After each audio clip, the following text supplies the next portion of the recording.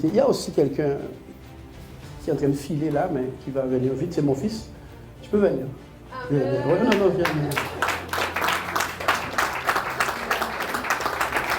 C'est bon.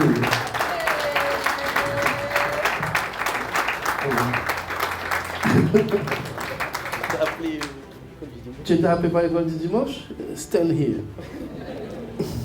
Ok, c'est mon fils Lender là, qui vit en métropole. On dirait qu'il joue au point football. Vous voyez pas ça? Qui est footballeur là. Voilà, et on essaie chaque année d'être ensemble. On essaie, par la grâce du Seigneur. Et lui et les deux autres font toute ma joie. D'accord. Amen.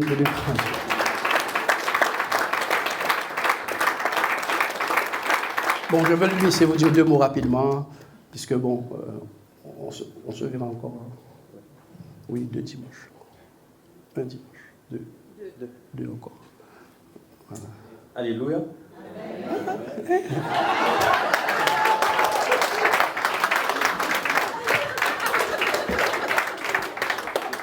J'ai toujours voulu faire ça.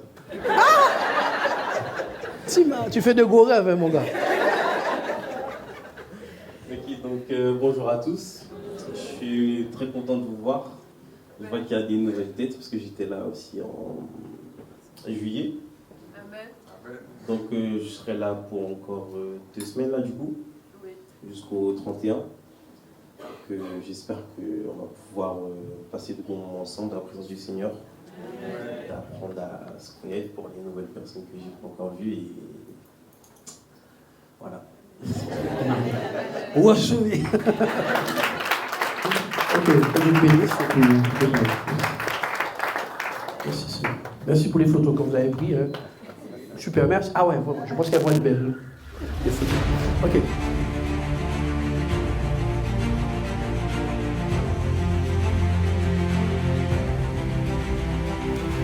J'aimerais que nous comprenions l'appel de Dieu un peu. Je salue les personnes qui sont sur Zoom. Tout le monde connecté? Voilà, je salue les personnes qui sont sur Zoom. Que la grâce du Seigneur. On va mettre l'écran là comme ça. J'aurai un feedback plus avec ces personnes. Je vous salue au nom du Seigneur. Que la grâce pour laquelle vous êtes connectés arrive déjà jusqu'à vous. Ah, si on se connecte, c'est pour la grâce. Donc qu'elle arrive déjà jusqu'à vous, au nom de Jésus-Christ.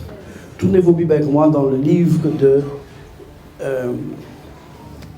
Luc.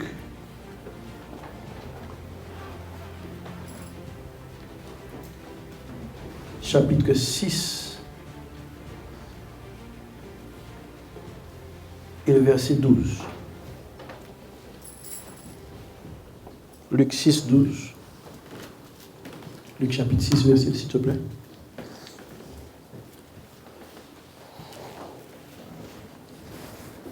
Luc chapitre 6 et le verset 12.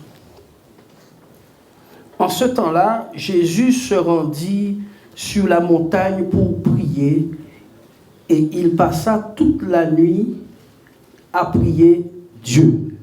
C'est un verset assez fort.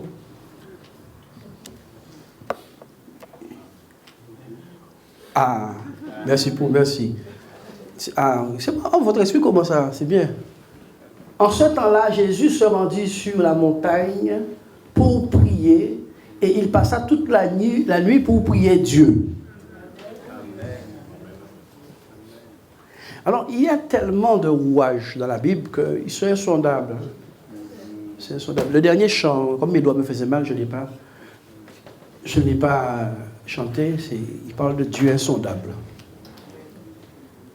En ce temps-là, Jésus se rendit sur la montagne pour prier. Alors, Jésus même, dans sa condition d'homme, puisque Jésus était pleinement Dieu et pleinement homme, dites avec moi, pleinement Dieu et pleinement homme. Donc, dans sa condition d'homme, Jésus a dû prier pour prendre un certain nombre de décisions. Hein? Jésus a dû prier Dieu, le Père, pour prendre un certain nombre de décisions. Et des décisions, pas des moindres. Dis-moi, pas des moindres. Jésus va prendre des décisions qui vont remplir ta Bible. C'est-à-dire qu'il va choisir un certain nombre de personnes et le nom de ces personnes vont traverser les âges. Et oui, le nom de ces personnes vont traverser les âges, les générations, et même quand nous allons dans l'Apocalypse, nous voyons que sur les 12 pierres sur lesquelles la cité céleste est posée, ce sont le nom des 12 apôtres.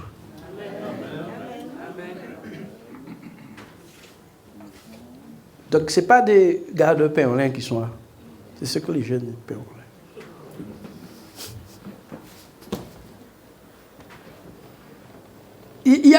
Ce n'est pas un hasard là. Jésus donc va prier. Il se rendit sur la montagne. Alors bien aimé, j'ai beaucoup de choses à dire, beaucoup de choses à expliquer, mais difficile à expliquer. Parce que vous êtes... Non, je ne vais pas dire la suite.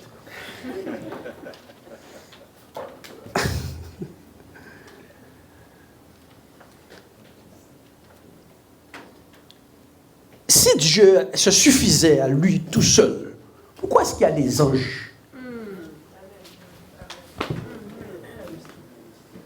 Si, bien qu'il soit suffisant à lui-même, mais concernant son opération,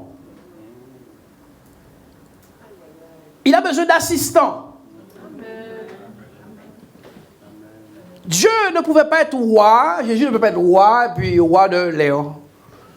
Le roi de Léon. Il n'y a aucun sujet. Donc, nous devons comprendre cette notion de cohabitation, de ouvrier avec Dieu, pas pour Dieu. On ne travaille pas pour Dieu, on travaille avec Dieu. Nous sommes ouvriers avec Dieu. Personne n'est capable de travailler pour Dieu. Il n'est pas encore né, cette personne.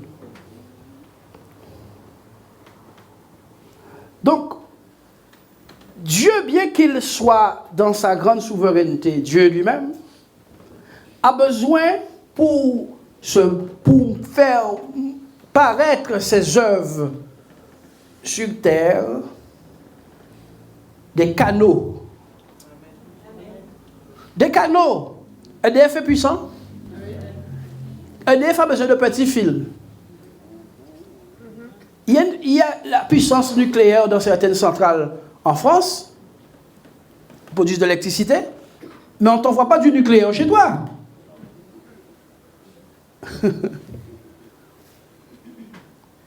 Il y a des éléments qui ont été formés, transformés, déformés, rendus capables de transmettre. Et ces éléments, ce sont les câbles qui ont eu besoin d'être formés, transformés, rendus capables de porter même la puissance. Paul a dit, nous portons cette grande puissance dans des vases de terre. Amen. Donc, s'il y a une grande puissance dans des vases de terre, qui tient le vase? Qui fait que une grande puissance? Et nous savons bien qu'il s'agit de la puissance de Dieu. Donc, il y a un rapport qui doit être réglé entre nous et Dieu, entre notre manière d'appréhender Dieu et ses choses. Autrement, nous voyons et nous, non seulement ça, nous nous exposons à des choses qui sont bien trop fortes pour nous. Amen. Des choses qui nous dépassent de loin. Amen. J'aimerais vous dire quelque chose. Si vous voyez le monde spirituel qui bouge autour de vous chaque jour,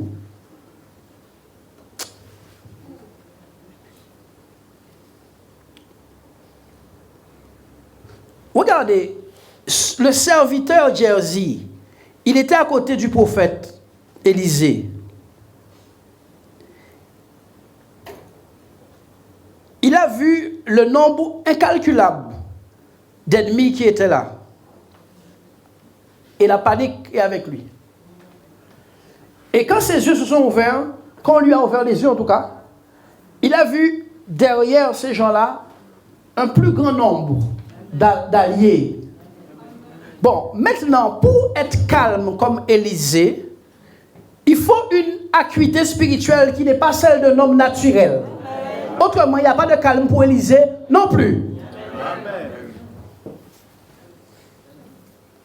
qui a formé Élisée dans les choses de l'esprit, sinon Dieu. Donc, il est important de un peu se calmer et d'être enseignable. Comme dirait mon frère, d'avoir un indice d'enseignabilité élevé. Je m'entends dire quelqu'un ricaner au fond, c'est la même personne qui a dit ça. Si tu n'es pas enseignable, tu restes au CP, 1 plus E, 1 plus 1, triangle. 1 plus 1, triangle. Tu sais pourquoi il dit triangle? Parce qu'il a vu que le 1 fait une pointe comme ça, et il les a collés tous les deux. Et ça donne un triangle. Oui, un triangle. Et c'est même pas un vrai triangle. Un losange. Tu ressembles à un losange. Est-ce que vous comprenez? Il est borné parce qu'il veut connaître les choses de Dieu d'après sa logique. C'est la grande erreur que l'Église fait. On veut être évangéliquement correct, pentecôtistement correct, baptistement correct, adventistement correct et tous les trucs corrects là. Même l'église apostoliquement correcte. Ce matin, si c'était pas correct, c'est pas comme ça que ça se passe en général. On a juste fait ce qu'on nous a dit. Amen. Bon. Donc Jésus va prier toute une nuit dans un lieu secret. Il s'est mis à part sur une montagne pour prier et il passa là toute la nuit pour prier Dieu. Donc Jésus, bien qu'il soit fils de Dieu, il est au courant de son statut, n'est pas ignorant de sa condition d'homme. Il est au courant de son statut de fils de Dieu, mais il n'est pas ignorant de sa condition d'homme. Donc, il va chercher conseil près du Père. C'est pour cela qu'il nous a été dit qu'il va annoncer que finalement, il ne fait rien d'autre que ce qu'il a vu faire au Père. Il a dit, je ne fais rien d'autre à moins que le Père ne me l'ait montré, ne me l'ait indiqué. Donc le succès de Jésus n'est pas du fait qu'il soit fils, puisque je vois des filles et des fils de Dieu ici. Le succès de Jésus ne vient pas du fait qu'il soit fils, son succès vient du fait qu'il est obéissant et capable de s'attendre à l'instruction du maître, du Père, pour être sûr que les intentions du maître soient réalisées sur terre. Toute personne qui dit que Dieu m'appelle, je veux que Dieu m'appelle, je suis appelé et tout, et qui n'a pas cette démarche de dépendance, va non seulement s'égarer, mais s'esquinter. Il y a un endroit où le voisin te dit, écoute voisin, tu as prévu de venir chez moi, la route n'est pas comme avant. Quand tu arrives à tel endroit, klaxonne, je vais sortir. Est-ce que vous comprenez ce que je veux dire? Parce qu'il y a un trou là, mais toi tu es borné à ne pas vouloir écouter ton voisin. Tu vas tomber dans le fossé avec ta famille. Tu vois? Et il y a cette manie même dans le corps de Christ où nos actions semblent être sans effet. Nos œuvres semblent être sans résultat. Et pourtant, nous nous réclamons d'être charismatiques. Voilà.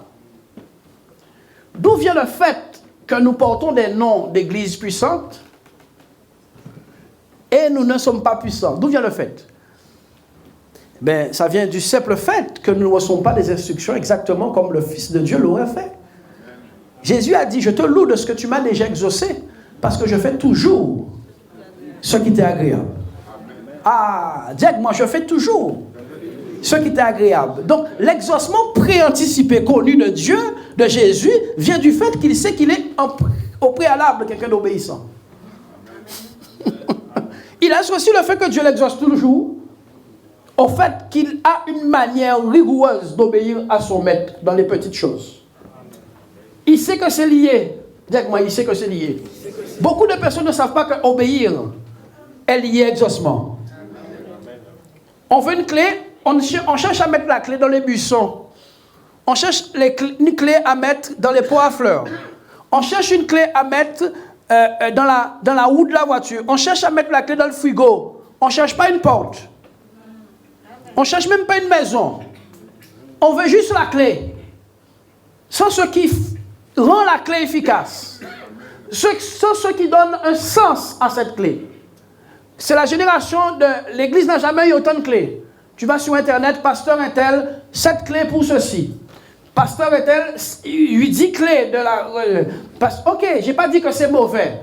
Mais il semble que ces histoires de clés ont rendu les chrétiens des geôliers à clés.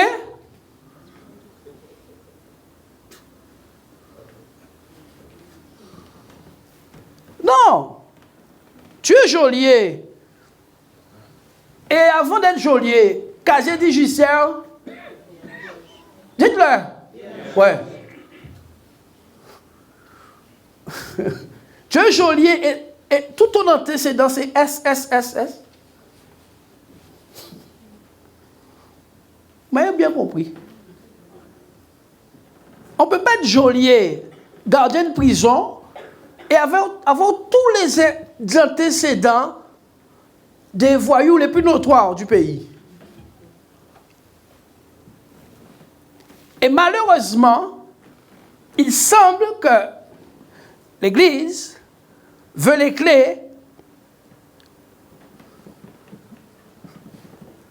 sans savoir c'est quoi une porte. Donc je veux la clé pour ça, je veux la clé pour ça, je veux la clé pour ça. Évidemment, quand tu essaies, justement, ça ne marche pas. Parce qu'on n'a jamais ouvert une porte en mettant la clé dans un buisson.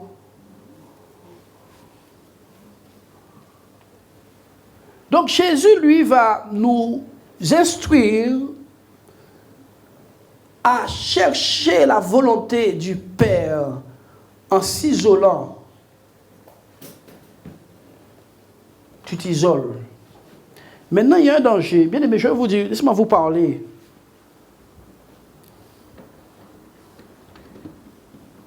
Quand tu t'isoles pour connaître la volonté de Dieu, il n'a jamais été dit que pendant les 4 jours que tu t'es isolé pour connaître la volonté de Dieu, que Dieu est obligé de te répondre dans les 4 jours. Écoutez ce que je vous enseigne ce matin. Et comme tu as pris 4 jours, tu vas attirer une réponse qui ne vient pas de Dieu. Parce que tu as enfermé Dieu dans 4 jours. Écoutez, j'ai vu, je vous dis, j'ai vu. Donc tu as dit, ok, 21 jours. Et tu dis, dans ces 21 jours, Dieu va me parler.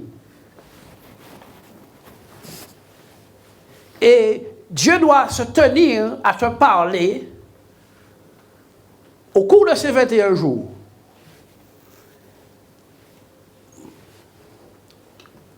Ah oui. Donc le résultat, c'est que tu es excité pendant les 21 jours, 4 jours ou 10 jours. Tu es excité à la réponse. Et ton esprit, ton âme, dites avec moi, mon âme, va commencer à s'agiter.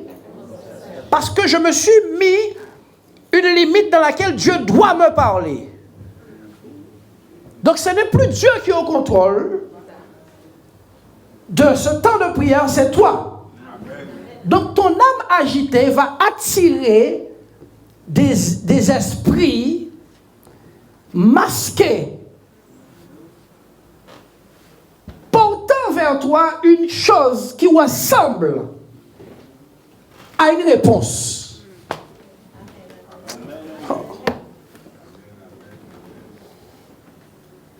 Et tu vas sortir, Dieu m'a parlé. Quand j'ai commencé à prier, la soeur qui au fond connaît. J'ai été près de la soeur là-bas, à Petit Pérou. Quand je suis sorti, j'avais aucune réponse du Seigneur. 0 réponse. Et c'est en partant qu'une de ses copines, de cette soeur-là, ça sort de la Martinique. Voici un témoin de ce que je vous dis. Ils sont de la Martinique. Il dit, mais ce frère-là, ça, je l'ai vu en vision en Martinique. Ça fait 3 mois que je le vois en vision. Tu es en train de prier, pourquoi là? Je cherche la volonté de Dieu pour le ministère. Go. Dieu te dit go. J'ai reçu la réponse quand? En partant. Quand tout le monde tente de prier, il était déjà fini. Dites.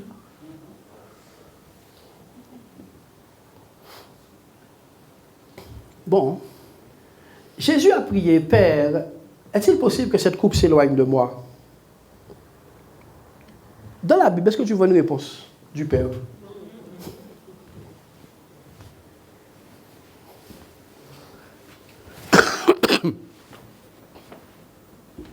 Dieu ne répond pas quand il a déjà parlé. Depuis l'éternité, Jésus est préposé à mourir à la croix. Il ne connaît pas la volonté de Dieu. Marie ne lui a pas rabâché la volonté de Dieu quand il était un petit garçon. Pas fait Dieu dire, ça y est, Dieu. Parce que la prochaine voix automne, c'est diable.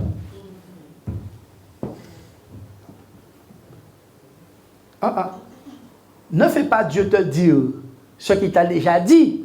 Parce que la prochaine voix que tu entends, c'est le diable. Jésus connaît la volonté du Père depuis avant la fondation du monde. Père, est-il possible que cette coupe s'éloigne de moi? Mais non pas ma volonté, mais la tienne. 0 réponse du Père. Le Saint-Esprit a dit à Jésus, entre en toi-même et connais la réponse. Jésus a fait, si je vais par la croix, ils sont morts. Ils sont perdus, ils vont tous en enfer. Il y a un raisonnement qui est de Dieu et il y a un raisonnement qui n'est pas de Dieu. Il a dit, ne vous trompez pas par de faux raisonnements. On ne se trompe pas de faux raisonnements. Lorsqu'on veut aller absolument dans une direction, on trouve de vraies raisons pour y aller. Faites attention à vous-même. Lorsqu'on veut aller dans une direction, on trouve de vraies raisons pour y aller.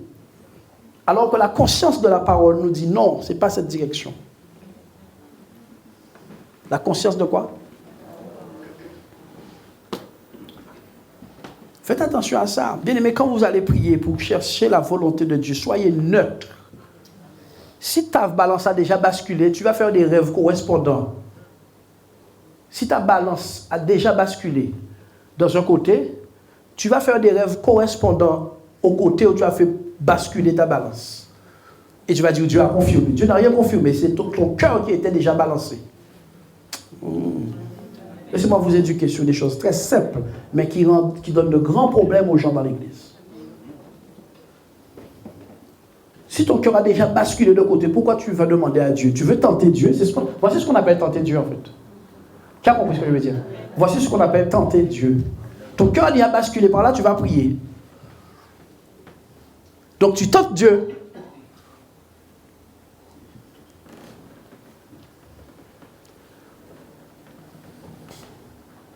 Mais oui, tu tentes Dieu.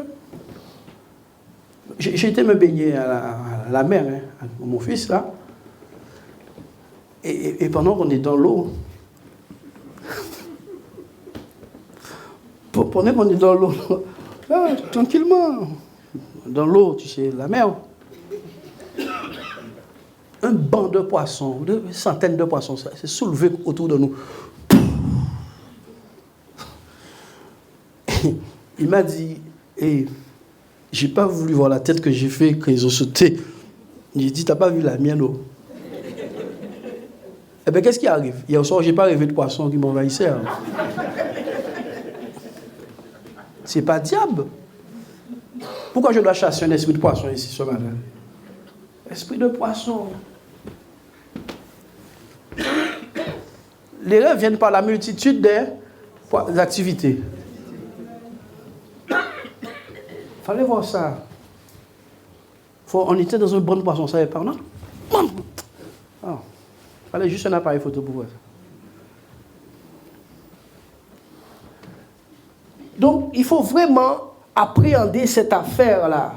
Bon, maintenant, Jésus va appeler du monde pour être avec lui. Regardez quelle démarche il fait. Il prie d'abord vous vous engagez trop vite avec tout le monde, trop vite, sans prier. Jésus même, pour mettre 12 gars avec lui, pour une période de 3 ans et demi, prend le temps de consulter son Père pour savoir qui il choisit. Amen. Bon, il a une belle tête, lui. J'aime bien son style. Oui, il va venir acteur avec moi. Ok.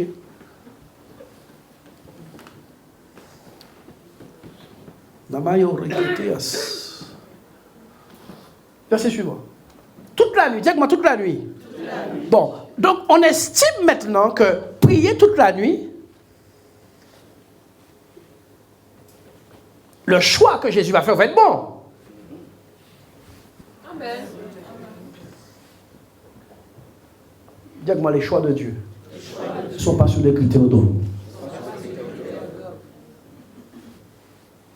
Maintenant, on s'attend à ce que la crème des disciples apparaisse dans les choix de Jésus.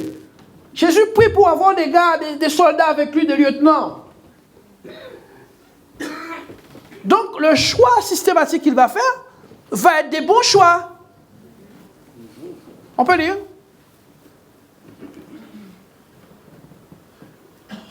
Auquel il donna le nom d'apôtre. Voilà, il choisit des personnes auxquelles il a donné le nom d'apôtre, qui veut dire messager. Messager. Un apôtre qui n'a pas un message n'est pas un apôtre.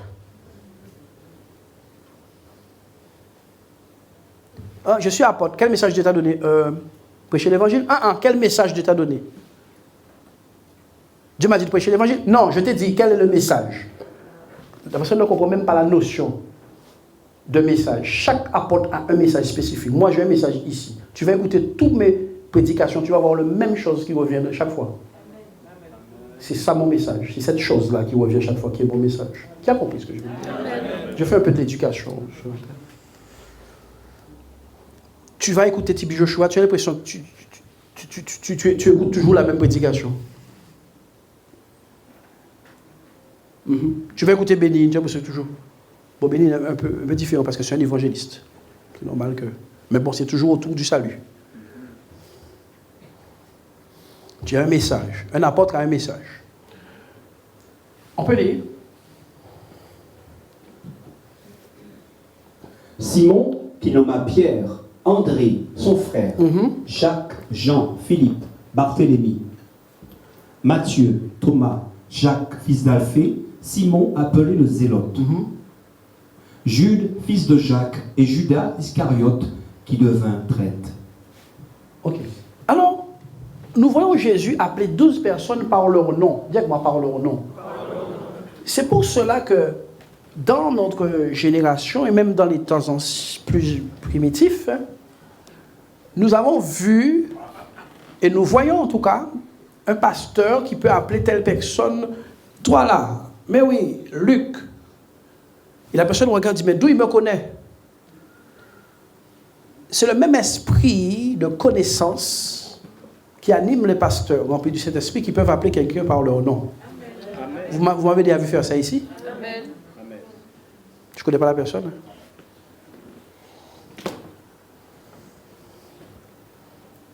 Donc, Dieu, dans sa manière, équipe donc, comme si la personne qui allait opérer devait opérer exactement comme lui. Oui, il a dit, vous ferez les œuvres que j'ai faites et vous en ferez même des plus grandes. Donc je dois avoir les mêmes dons que Jésus, si je puis parler ainsi. Je dois avoir les mêmes outils que Jésus pour opérer comme Jésus et même faire plus. Je ne peux pas être moins équipé que Jésus et faire plus que lui.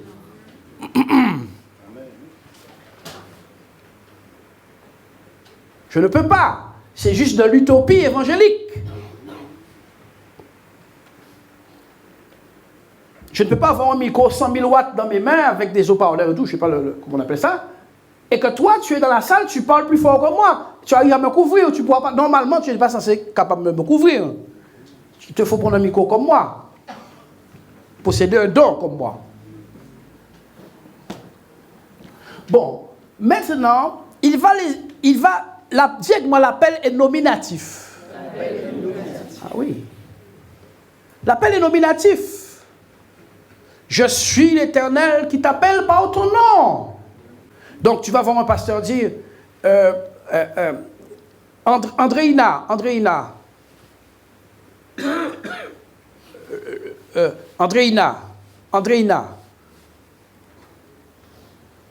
née en 1975.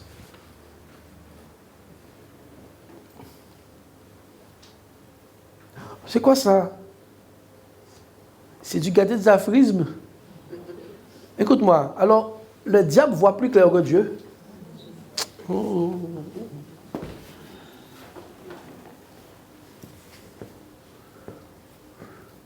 C'est du voyantisme. S'il y a quelqu'un qui voit clair, qui sait tout avant tout le monde, c'est bien Dieu. Amen. Donc, ce n'est pas un mystère que Dieu, un homme qui est animé du même esprit que Dieu, puisse être capable d'opérer comme Dieu. Ce n'est pas un mystère. Je n'ai pas dit tout ce qu'on voit, vu par les yeux que Dieu t'a donné, par contre. Ce n'est pas mon. C'est pas mon.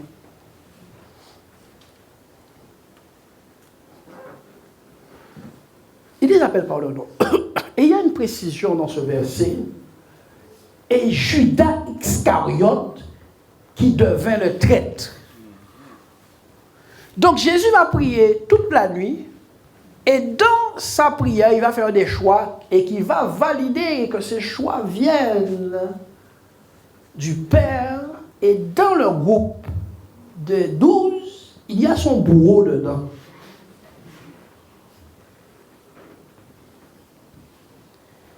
Il y a le bourreau, le plus méchant est dans le choix que Jésus a fait. On n'a pas imposé à Jésus 12 apôtres.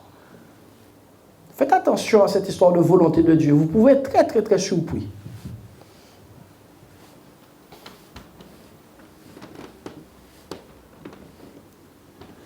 Et finalement, Judas fait partie du groupe que Jésus même a choisi.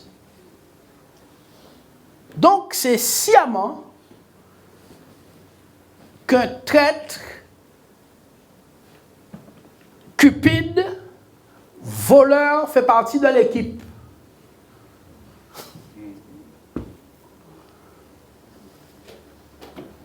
Je ne vous ai pas dit d'aller choisir votre traître, votre bourreau, votre cupide, parce que Jésus en a choisi. Je suis en train de vous dire que dans votre prière sincère, par rapport à un plan, Dieu peut vous faire choisir votre bourreau. Amen. Joseph a une vision, il va dire ça à ses frères. Erreur monumentale, mais plan de Dieu.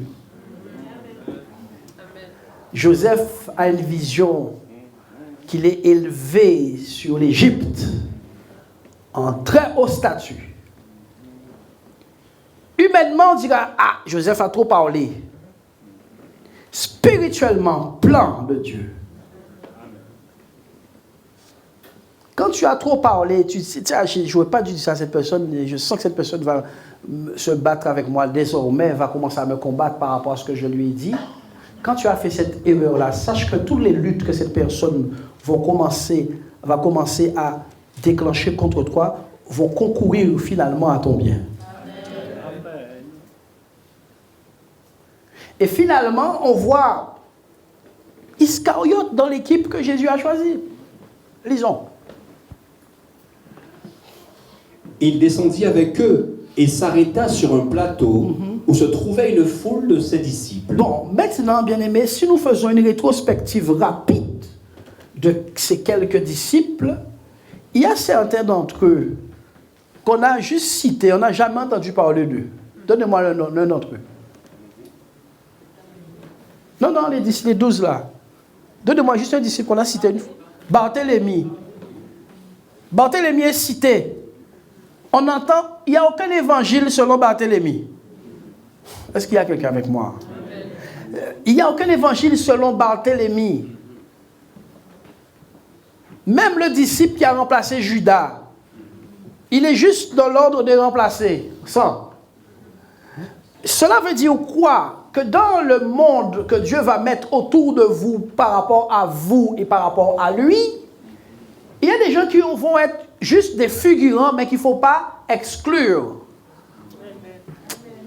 Je vous montre un peu de science. C'est comme ça que le pasteur organise son église. Il y a des gens qui sont figurants. Pas inutiles. Figurants.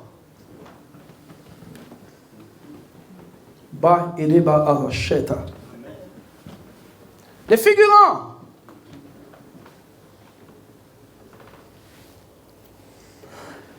Il y a aussi un lâche dans le choix de Dieu. Dans le choix de Pierre, il y a aussi un lâche. Dans le choix de Jésus, pardon. Il s'appelle Pierre. Jésus n'a-t-il pas vu que Pierre avait une tendance lâche?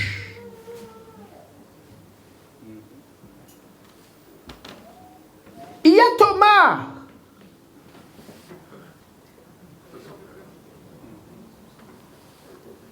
Qui veut voir pourquoi? Si je ne vois pas, je ne crois pas.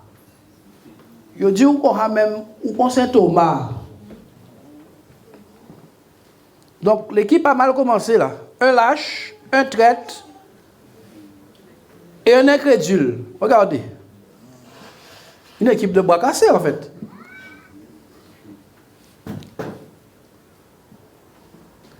Mais il y a une partie du bras qui n'est pas cassée. Il y a une partie de la lâcheté qui n'est pas lâche.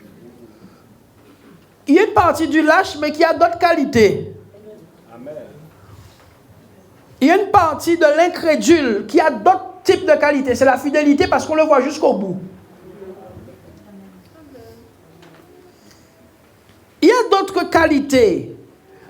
Et le Seigneur nous enseigne, au travers de toute cette équipe de personnes, entre guillemets avec les bras cassés, de prendre ce qui est bon pour aller accomplir sa volonté. Est-ce que quelqu'un a enseigné ce matin? Au travers de l'approche de Jésus, nous voyons des choix un peu abracadabra. Mais comment Jésus nous sauve s'il ne choisit pas un cruel? Il est venu pour quoi? Pour le plan. Jésus est venu pour accomplir le plan du Père. C'est ça? Donc, dans son choix, il va avoir un choix. Il va dire, ah, ce gars-là, je le prends parce que je pense que c'est lui qui va me faire crucifier. Il faut aimer Dieu. Il faut aimer Dieu. C'est lui. Donc viens avec nous, mon ami. Pas mon ennemi. En fait, la personne qui a été la plus pertinente dans la vie de Jésus, c'est Judas.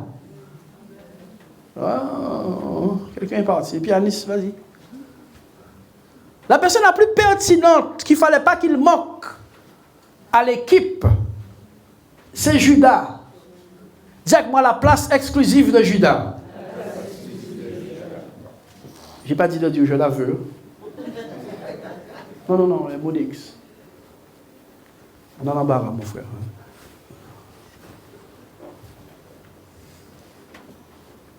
Est-ce que vous me comprenez? Judas avait une place pertinente, très pertinente et indispensable. Si Joseph n'était pas entouré d'une équipe de frères méchants et jaloux, il ne serait jamais monté dans le poste le plus élevé d'Égypte. Apprenez donc à appréhender les méchants qui sont autour de vous, à comprendre leur rôle dans le plan de Dieu.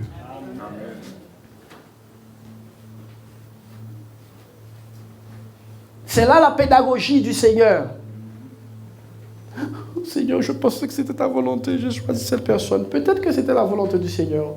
et que cette personne-là devient un modificateur de tempérament chez toi. Donnez gloire à Dieu. Amen. Cette personne devient un modificateur de tempérament. Et Samayo Reggae Brazitea.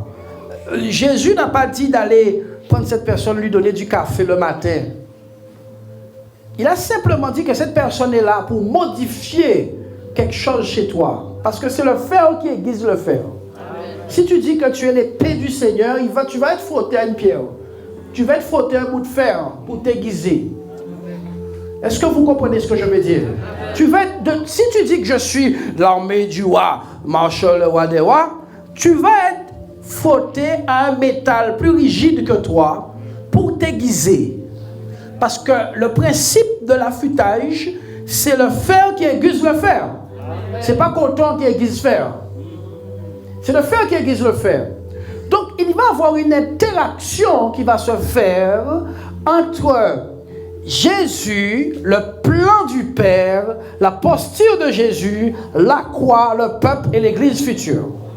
Oh mon Dieu, mon Dieu, mon Dieu. Il va y avoir toute une mécanique intelligente de Dieu, fondée sur sa préscience, basée sur sa capacité à prendre des choses faibles et d'en faire des fautes.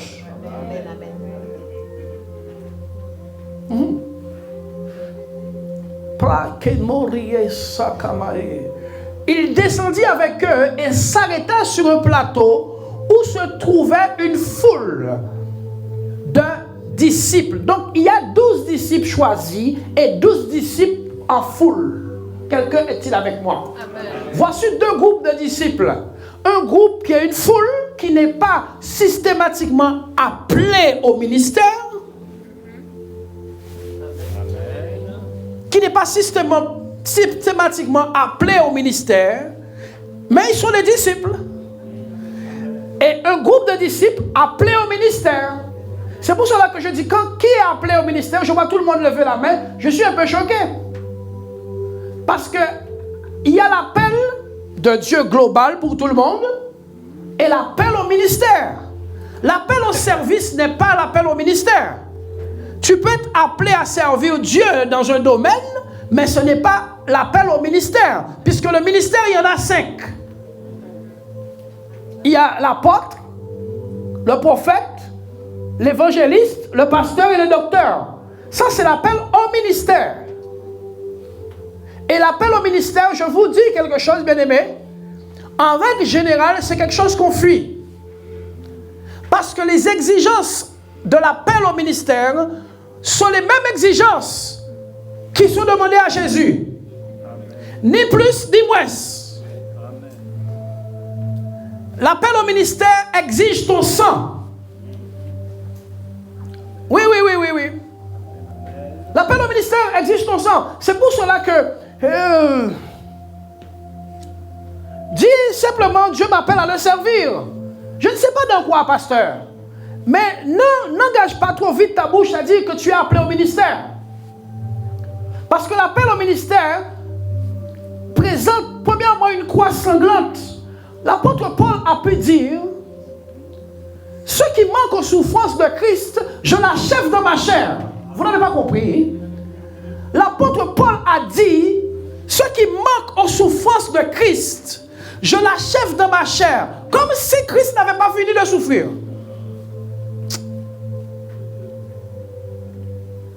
Quand tu n'es pas quelqu'un d'averti concernant les Écritures, tu es danger pour toi-même.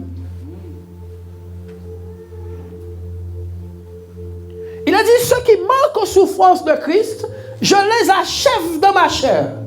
Alors que Jésus avait dit: tout est accompli. Mon Dieu. Donc imaginez le niveau d'engagement de cet homme.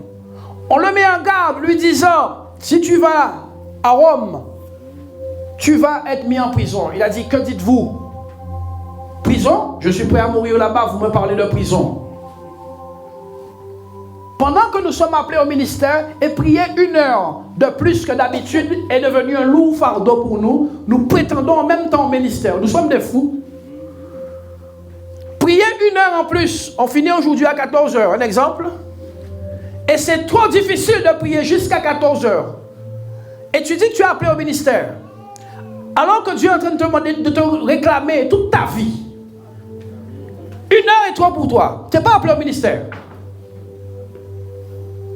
Il y a un dombré qui a plus des haricots rouges qui sont plus pertinents qu'1 heure supplémentaire. Tu n'es pas appelé au ministère.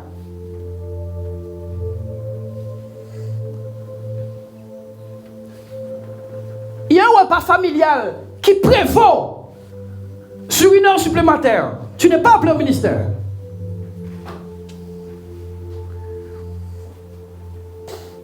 Tu es peut-être appelé à servir, mais pas au ministère.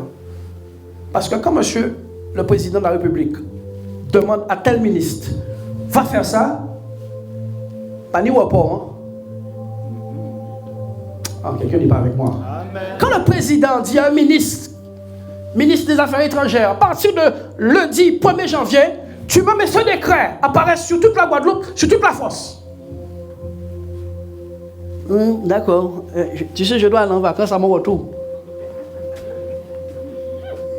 À ton retour, tu vas trouver tes bagages devant l'Élysée. Je te parle du parking lointain là, dans le 92.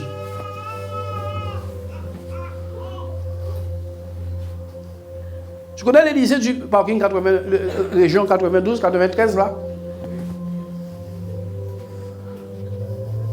Quartier Nord. Vous venez du 92?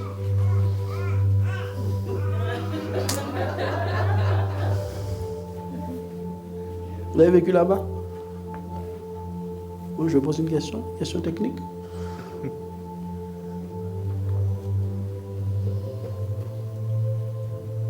J'ai appelé au ministère.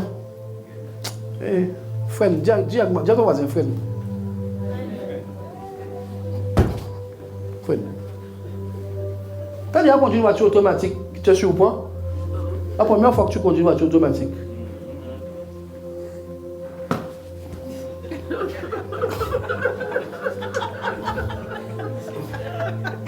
Ça se voit qu'il y en a certains.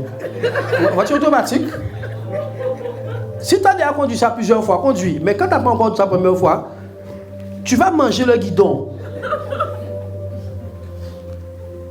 Pas jouer ministère.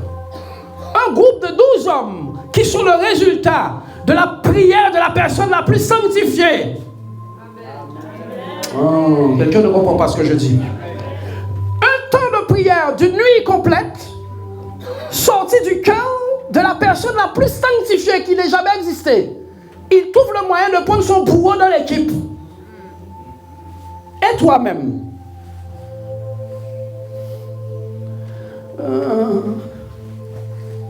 Tu avais prié pour la volonté de Dieu. Ok. C'est pas ce que tu veux que Dieu te donne, non, c'est ce qu'il te faut. Il y a un animal là, c'est des petits coquilles que tu lui donnes.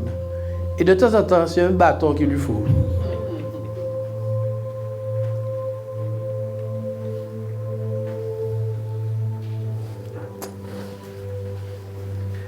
Un jour, j'ai vu un homme manger des trucs pour chiens.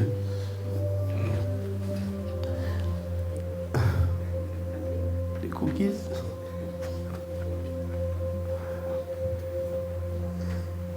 Une nuit de prière pour choisir 12 personnes, un lâche. Dans les 12, il y a un lâche, un incrédule, un menteur, puisque je n'ai jamais connu Jésus. C'est ça Pierre a dit.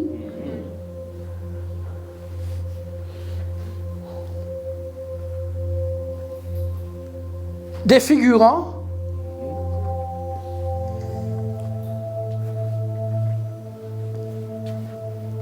les frères. Et une multitude de peuples de toute la Judée. Voilà, donc il y a un gros nombre de disciples et une multitude de peuples de toute la Judée. Dites-moi l'appel. Quelqu'un va le déclencher ce matin. 3 groupes bien distincts. 12 apôtres avec leur maître, des disciples qui attendent leur maître quelque part, et un groupe de personnes assez nombreux, on peut lire, de Jérusalem et de la contrée maritime de Tyr et de Sidon. oui. Ils étaient venus pour l'entendre. Bon, ils étaient venus pour l'entendre lui. Dites-moi lui. Ah, j'ai quelque chose à vous dire ce matin. Ils étaient venus, pourquoi ils sont venus? Pour l'entendre. Donc tout ce qui vient troubler les réunions là, tu n'as pas ta place ici. Amen. Parce qu'il y a des gens qui sont venus ici pour entendre. Amen. Gloire à Dieu.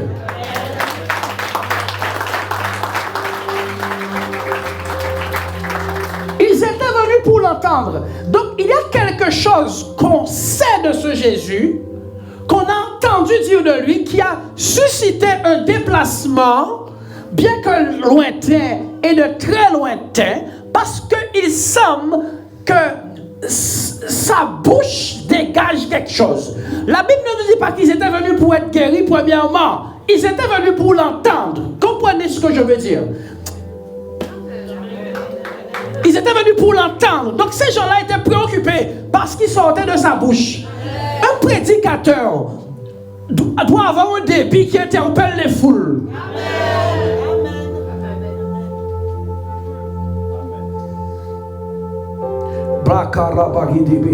Ça, c'est l'onction de Pierre pour ça.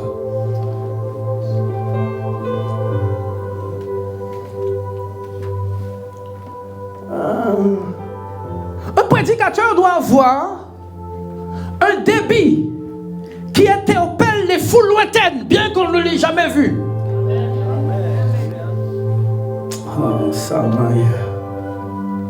Un prédicateur loin de Dieu. Je ne parle pas de quelqu'un qui prêche, je parle de ministre. Une foule de personnes ont bougé au son de sa voix. Qu'est-ce qu'il dit comme ça? J'ai envie de donner quelque chose à quelqu'un, mais je ne sais pas qui.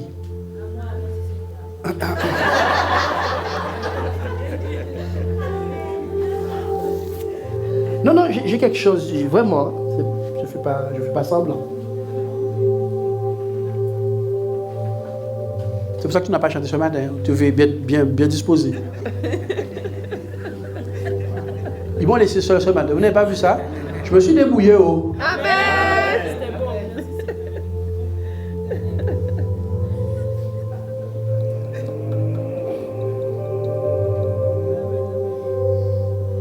Frère, qu'est-ce qui fait qu'un homme sans Internet fait du bruit jusqu'à l'autre côté du pays? Et mon cas venu, il y a un boiteux et un aveugle qu'on connaissait là-bas et qui retourne dans la ville. Il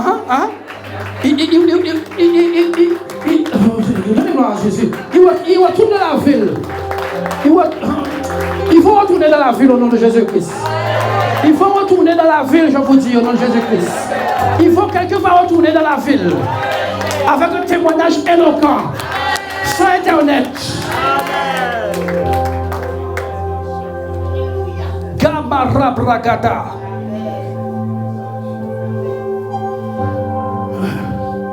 Ouais, YouTube, 4 vues, 8 vues, 5000 vues, 10 000 vues. Il y a quelqu'un qui était dans la ville là-bas. Il était juste parti pendant plusieurs semaines aller justement voir une vieille tante qu'il n'a pas vue depuis très longtemps. Donc sur le dos d'un âne ou de cheval. Parce qu'il était perclus des pieds. Et on le voit retourner en ville. Par ton sang précieux, plus blanc que neige, toi, blanc.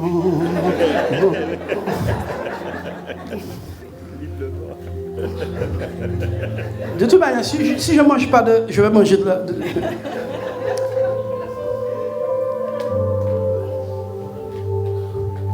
Il a sauté comme ça là, moi. Fais-moi témoignage éloquent. Mais c'est ce qui manque à nos églises. Il n'y a pas une dame dans ton bâtiment que tu vois qu'on pousse la dame tous les jours là. Et que c'est devenu même normal. Hein?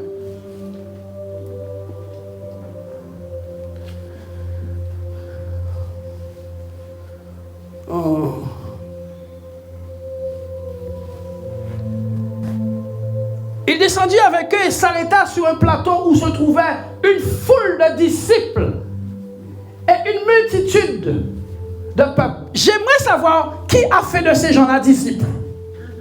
Wow. Et les leçons d'évangélisation n'ont pas encore commencé. On vient de choisir les 12. Yes. Quelqu'un n'est pas avec moi. On vient de choisir les 12. À l'instant. Dis-moi à l'instant. On vient de choisir les 12. J'aimerais savoir qui a évangélisé cette foule au point qu'on les appelle disciples. Amen. Aïe. Dis avec moi, ses yeux sont ouverts. J'aimerais savoir. Écoutez-moi, le message, ce n'est pas la présence de l'évangéliste. Le message, ce n'est pas la présence de l'évangéliste. C'est l'influence qu'a un homme par l'esprit qui est sur lui dans le monde. Parce que Tibi Joshua a de l'influence jusqu'en Guadeloupe. Il est déjà mort. Amen. Mayon Baki Arabaye Tebe.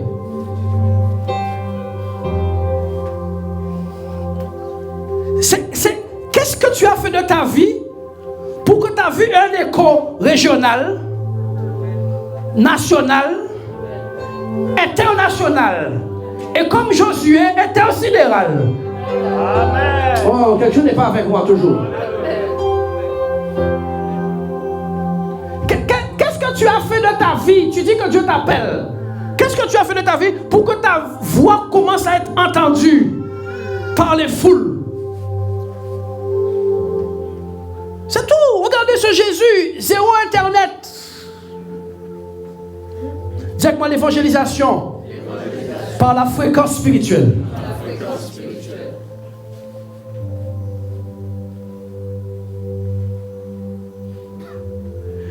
Il n'y a jamais eu un homme de Dieu avec une grâce sur lui qui n'a pas attiré sans appeler des foules. Il n'existe pas celui-là.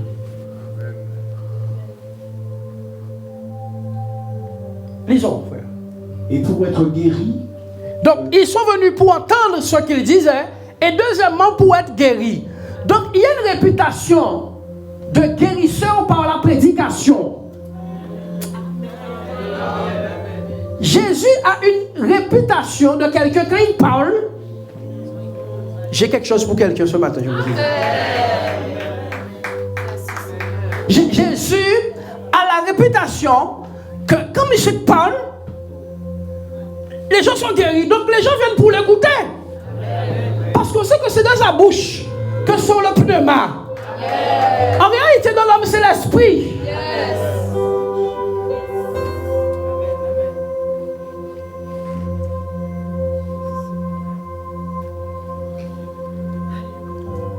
La première fois que j'ai commencé à prêcher, que j'ai vu des manifestations dans la salle, je me suis dit, ah ok, c'est là que ça sort. On ne m'a pas indiqué dessus, hein. C'est dans l'exercice que j'ai compris ça.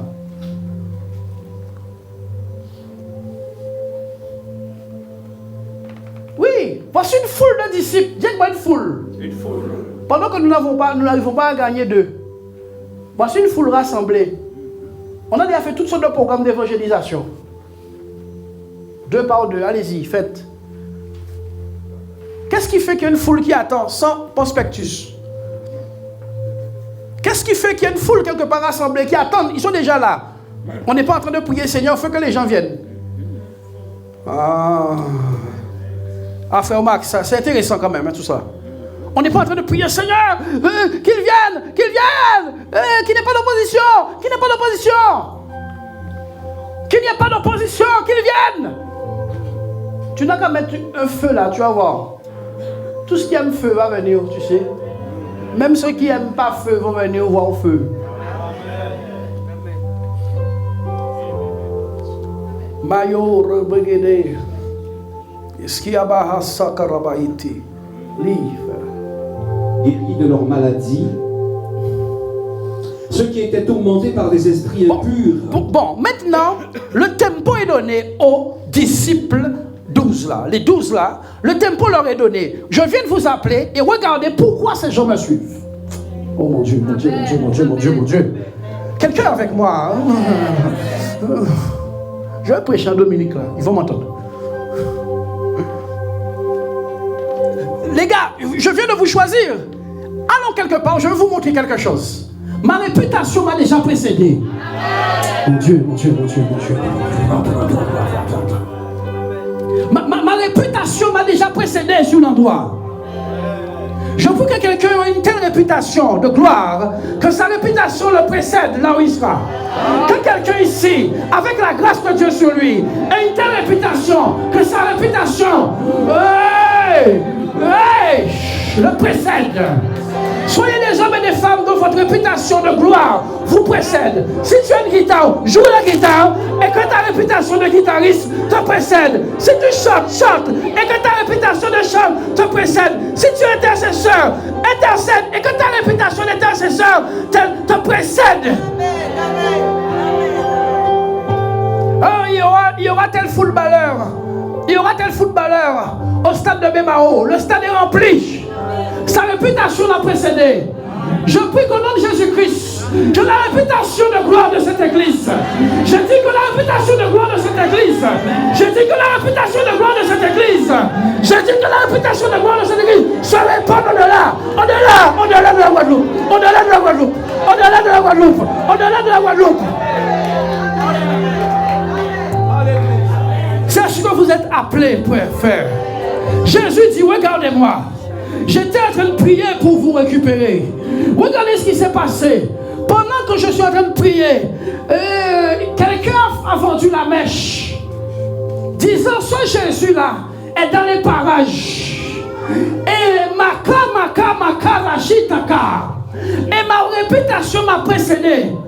Il faut que vous aussi, en tant qu'appelés et disciples de Jésus, vous ayez une telle intimité avec le Père que votre réputation vous précède comme un puissant prédicateur et comme un puissant guérisseur, comme un puissant délivreur, un puissant conducteur de salut. Il faut que votre réputation vous précède. Restez dans ma présence. Restez. Chamarabaye. Voici l'évangile sous une perspective de Dieu, sous une perspective divine. Un homme qui va se tenir dans la présence de Dieu, qui va choisir 12 disciples et leur donner tout de suite le rythme. Le rythme, le voilà. Quand je suis dans la présence de mon Père, ceux qui ont entendu parler de moi se rassemblent parce qu'ils ont été attirés par ce que je suis et par ma prédication. Payos, Amais Cordia Bahazi, Sotradig. Oui, trop d'efforts humains dans l'église, pas assez de présence. Écoutez-moi, il s'appelle Henri Thierry, il s'appelle Zidane. Et il vient juste faire un match d'exhibition dans le quartier le plus pauvre de la Guadeloupe. L'embouteillage est incalculable. Tu sais pourquoi? Sa réputation l'a précédé.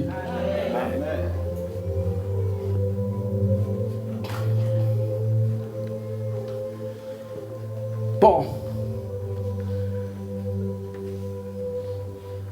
Ceux qui étaient tourmentés par des esprits impurs.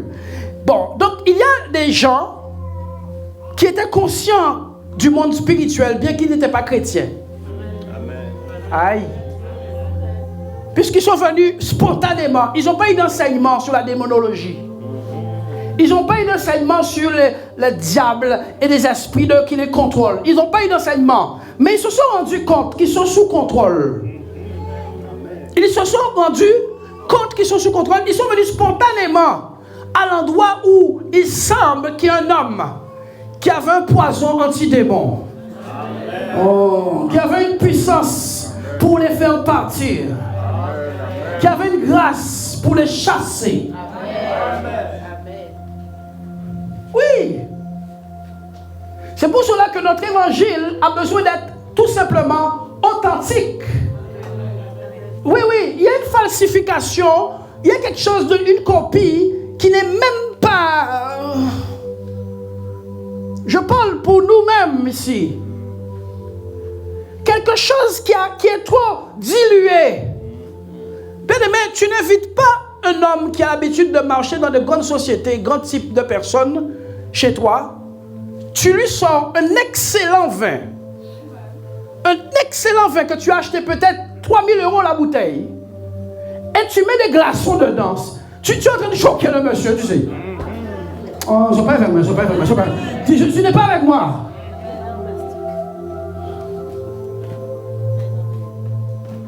Le vin a coûté 3-4 000 €. Il dit, ah, voici un connaisseur. Il est tout fier d'être assis. Il est tout fier d'être assis avec toi. Il dit, ah, c'est vrai qu'il habite dans une petite case. Mais quel... là, il m'a bluffé. Mais tu ne sais pas encore. Il bluffait plus qu'il était allé là même. Il n'a même pas encore été bluffé au préalable. Et une fois, il te dit, attends, j'arrive, je vais prendre quelque chose. Et il te trouve suspect, mais comme tu es chez toi. Il te trouve suspect, mais comme tu es chez toi. Il dit, bon, il va prendre quelque chose, Ok. Et il te voit arriver avec un truc. Tu fais quoi avec ça, oh? Tu vas pas faire ça, j'espère. Et le temps que tu réalises, il a déjà envoyé 2 glaçons dans ton verre. Voici ce qu'on a fait avec l'évangile. On a dilué des choses précieuses avec des glaçons.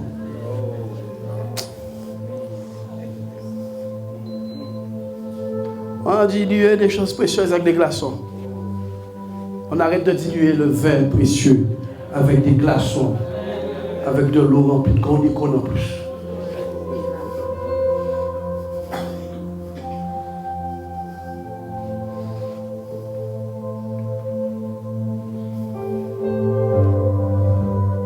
Ils en ont plein la vue. Le rythme de la mission est donné. Prière, choix, mission, puissance, réputation, anticipation, gloire.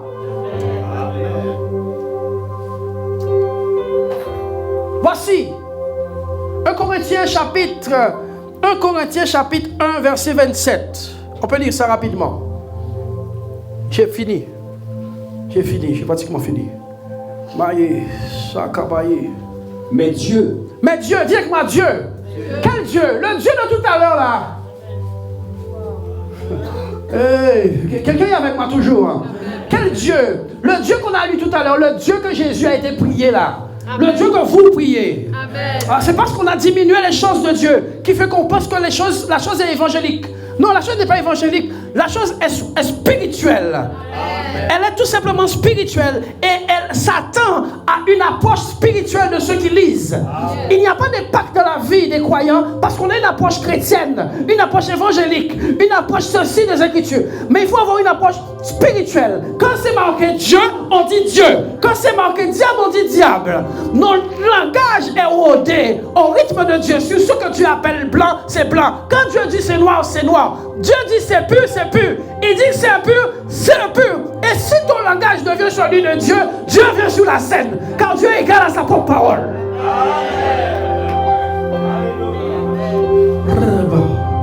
Lis, frère. Mais Dieu a choisi les choses folles du monde. Dieu a choisi. Donc il y a eu un choix. Est-ce que vous comprenez ce que je veux dire? Il y a des gens intelligents là. La rangée qui est là, ils sont intelligents. Les nouveaux là, les toits là, la famille là. Famille intelligente.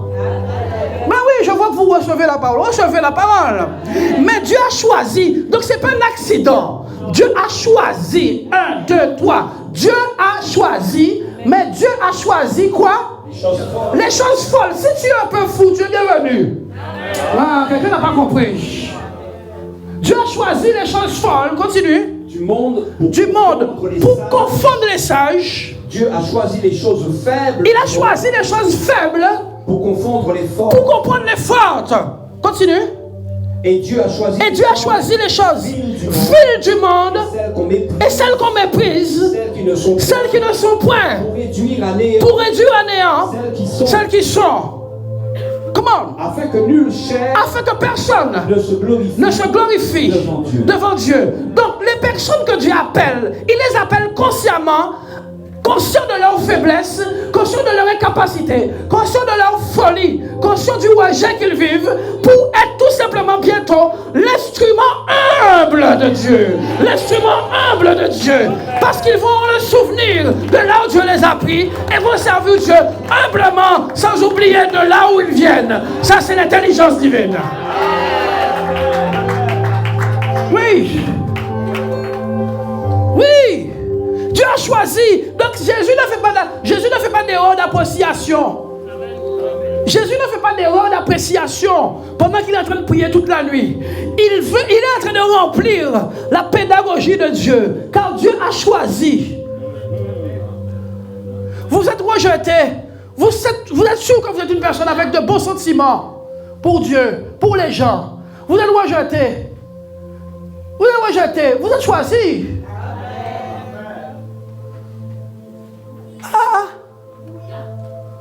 J'ai pas dit qu'on est rejeté parce qu'on est malfaiteur partout où on passe. C'est pas ce que j'ai dit. J'ai dit qu'on est rejeté et on sait qu'on aime les gens, qu'on aime Dieu, qu'on aime, on est conscient, on sait qu'on fait tout pour être correct et on est rejeté. Est-ce que vous comprenez ce que je veux dire? Lisons.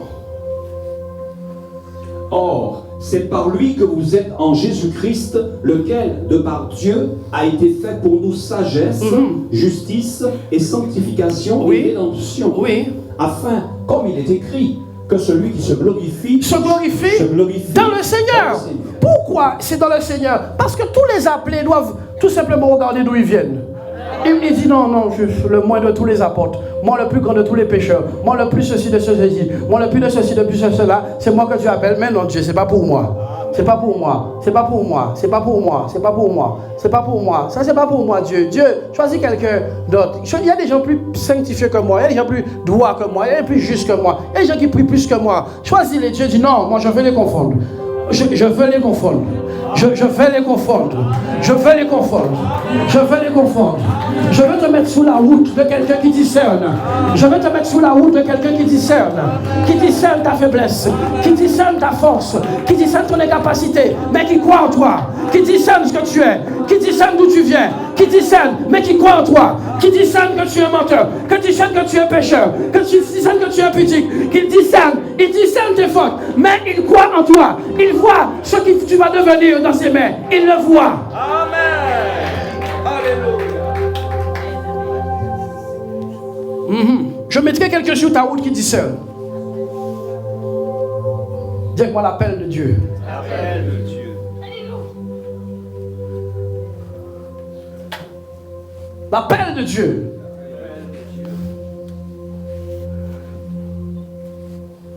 Oui.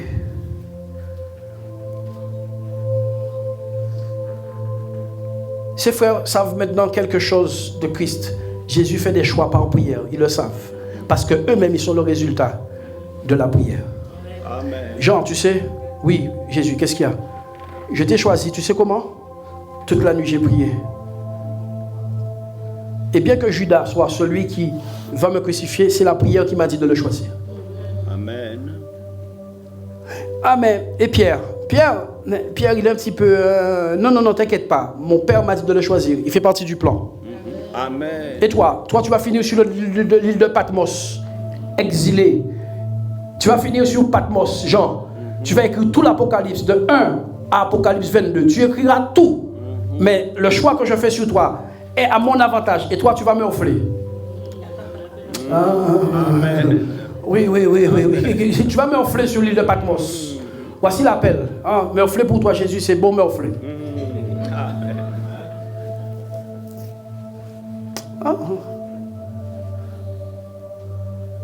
Bientôt, on aura une conférence apostolique avec l'apôtre Michael Dopia. Bientôt.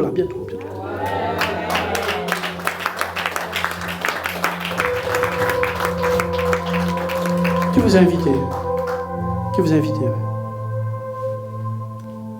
Qui l'a invité? C'est toi.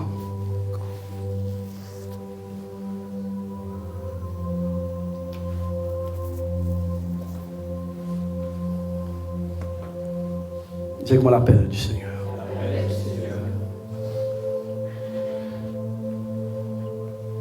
Ah. C'est pour cela que le plus souvent que rarement, quand quelqu'un émerge subitement, on dit d'où il vient. D'où sort-il? Mais ce gars-là, d'où il vient?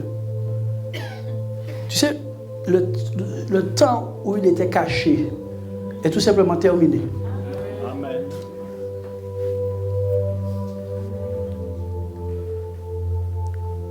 Je connais des gens qui, pendant des années, ont essayé de... Ils n'ont pas accepté la période cachée. Ils n'ont pas accepté la période cachée, la période où on ne te connaît pas, on ne te reconnaît pas, on ne te voit pas, même on te jette, même on te même disqualifie. On dit même que tu n'es pas... Ils n'ont pas accepté cette période-là.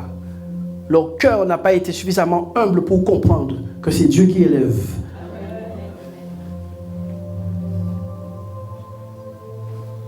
Et résultat, ils se sont exposés. D'autres ont rétrogradé.